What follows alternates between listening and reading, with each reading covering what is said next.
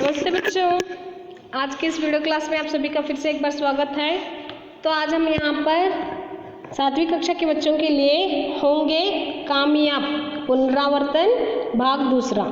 होंगे कामयाब इस पद्य का दूसरा भाग है बच्चों, जिसे हम पुनरावर्तन करने जा रहे हैं। तो ऑलरेडी यहाँ पर भाग 1 हो चुका है, जिसमें हम क्या कर चुके हैं बच्चों, main question number 1, main question number 2, main question number 3 और मेन क्वेश्चन नंबर 4 के बारे में रिवीजन कर चुके हैं। तो आज हम इस क्लास में क्या करेंगे, main question number 5, main question number 5 के बारे में यहाँ पर रिवीजन करेंगे। ओके, तो आगे बढ़ते हैं बच्चों।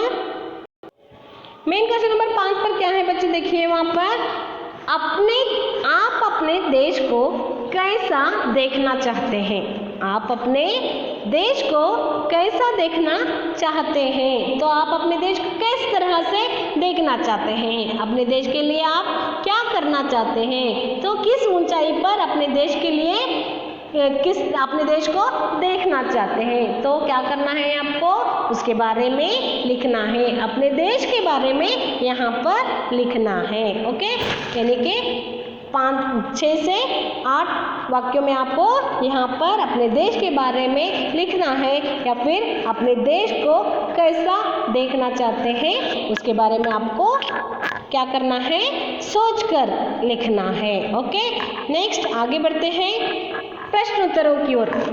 प्रश्न और उत्तरों की ओर होंगे कामयाब इस पद्य के प्रश्न उत्तरों की ओर आगे बढ़ते हैं। तो यहाँ पर देखिए बच्चों, आज हम प्रश्न और उत्तरों को रिवीजन करेंगे। तो पहला प्रश्न क्या है यहाँ पर, पहला प्रश्न क्या है, कवि को किस बात का पूरा विश्वास है। कवि को किस बात का पूरा विश्वास है। तो उत्तर मैंने आपको लिखवाया है बच्चों, आपको क्या करना है, उसे बार बार रिवीजन करना है, बार बार पढ़ना है। ओके, तो देखेंगे उत्तर क्या है। कवि को इस बात का पूरा विश्वास है कि हम अवश्य कामयाब होंगे, हम निर्भय होकर साथ साथ चलेंगे, हमारे चारों ओर शांति होगी। तो यहाँ पर कवि को किस बात का पूरा विश्वास है बच्चों, कवि को इस बात का पूरा विश्वास है कि हम क्या होंगे, अवश्य कामयाब होंगे, हम अवश्य कामयाब होंगे, हम निर्भय होकर बिना डरे क्या करेंगे, साथ साथ चलेंगे, बिना डरे साथ साथ चलेंगे, हमारे चारों ओर क्या होगी, शांति ही शांति होगी। तो समझ में आ गया बच्चों, पहला उत्तर क्या है, कवि को इस बात का पूरा विश्वास है कि हम अवश्य कामयाब होंगे, हम निर्भय होकर साथ साथ चलेंगे, हमारे चारों ओर शांति होगी। तो नेक्स्ट क्वेश्चन क्या है बच्चों, चारों ओर से कवि का क्या तात्पर्य है। चारों ओर से कवि का क्या तात्पर्य है। तो चारों ओर का तात्पर्य क्या है, चारों ओर का मतलब क्या है। यहाँ पर चारों ओर से कवि का अभिप्राय देश में सब जगह से, देश में सब जगह से अर्थात पूरे देश से है। तो यहाँ पर चारों ओर का अर्थ क्या है बच्चों, देश में सब जगह से अर्थात पूरे देश से है। तो यहाँ पर चारों ओर से कवि का क्या तात्पर्य है, चारों ओर से कवि का अभिप्राय देश में सब जगह से अर्थात पूरे देश से है। ओके, समझ में आ गया। तो आगे बढ़ते हैं बच्चों, हम चलेंगे साथ साथ, हम चलेंगे साथ साथ, ऐसा कहने के पीछे कवि का क्या उद्देश्य है। ऐसा कहने के पीछे कवि का क्या उद्देश्य है। हम चलेंगे साथ साथ, ऐसा कहने से कवि का क्या उद्देश्य है। तो उत्तर क्या है देखेंगे बच्चों, हम चलेंगे साथ साथ कहने के पीछे कवि का उद्देश्य है कि एक दिन संपूर्ण राष्ट्र में एकता की भावना स्थापित होगी। एकता यानी के यूनिटी, एकता यानी के यूनिटी। तो हम चलेंगे साथ साथ कहने का यह उद्देश्य है कि हम चलेंगे साथ साथ कहने के पीछे कवि का उद्देश्य यह है कि एक दिन संपूर्ण राष्ट्र में एकता की भावना स्थापित होगी। तो हम सब एक साथ रहेंगे, मिलजुल कर कहने का उद्देश्य है। तो समझ में आ गया ना बच्चों?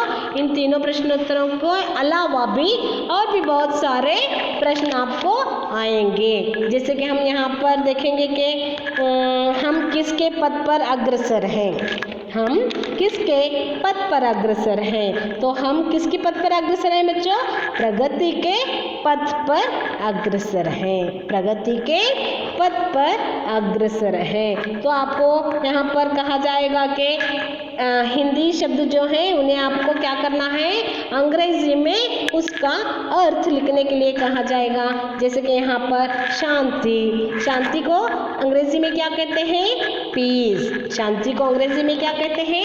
पीस कहा जाता है। विश्वास को क्या कहते हैं? विश्वास को अंग्रेजी में क्या कहते हैं? बिलीव। विश्वास को अंग्रेजी में क्या कहते हैं? बिलीव कहा जाता है। मन को क्या कहते हैं अंग्रेजी में? हार्ट। मन को हार्ट कहते हैं। जैसे यहाँ पर आपको क्या करना पड़ता है, हिंदी में दिए गए शब्दों को क्या करना है, अंग्रेजी में उसका अर्थ लिखना है। उसी तरह आपको यहाँ पर पर्यायवाची शब्दों को भी लिखने के लिए कहा जाता है। जैसे कि यहाँ पर क्रोध, क्रोध का पर्यायवाची शब्द क्या है बच्चा?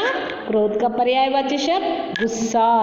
क्रोध का पर्यायवाची शब्द गुस्सा, रोष, आक्रोश। गुस्सा, रोष, आक्रोश। जैसे यहाँ पर और एक देखेंगे हम उदाहरण के द्वारा, अभिलाषा। अभिलाषा को क्या कहा जाता है? पर्यायवाची शब्द क्या है बच्चों? अभिलाषा के पर्यायवाची शब्द क्या है? इच्छा, आकांक्षा, कामना। इच्छा, आकांक्षा और कामना। तो समझ में आ गया ना बच्चों? यहाँ पर इस तरह से आपको प्रश्न पूछे जाएंगे, जैसे आपको उनके उत्तर लिखने हैं। तो आपको क्या करना है बच्चों? इस पद्य को पढ़ना है, इस पद्य को पढ़ना है और इस पद्य के भावार्थ को भी आपको जानना है। ओके, समझ में आ गया ना? तो इस पद्य को क्या करना है? पढ़ना है और इसके भावार्थ को भी जानना है। ओके, समझ में आ गए ना? तो फिर से एक बार मैं इस क्वेश्चन पढ़कर सुनाऊं आपको। देखिए, पहला प्रश्न है, कवि को किस बात का पूरा विश्वास है? कवि को इस बात का पूरा विश्वास है कि हम अवश्य कामयाब होंगे, हम निर्भय होकर साथ साथ चलेंगे, हमारे चारों ओर शांति होगी। नेक्स्ट, चारों ओर से कवि का क्या तात्पर्य है? चारों ओर से कवि का अभिप्राय देश में सब जगह से अर्थात पूरे देश से है। सब जगह से अर्थात पूरे देश से है। तो यहाँ पर चारों ओर का तात्पर्य क्या है? पूरे देश से, देश में सब जगह से अर्थात पूरे देश से है। तो नेक्स्ट, हम चलेंगे साथ साथ, ऐसा कहने के पीछे कवि का क्या उद्देश्य है? हम चलेंगे साथ साथ कहने के पीछे कवि का उद्देश्य है कि एक दिन संपूर्ण राष्ट्र में एकता की भावना स्थापित होगी। संपूर्ण राष्ट्र में क्या होगी?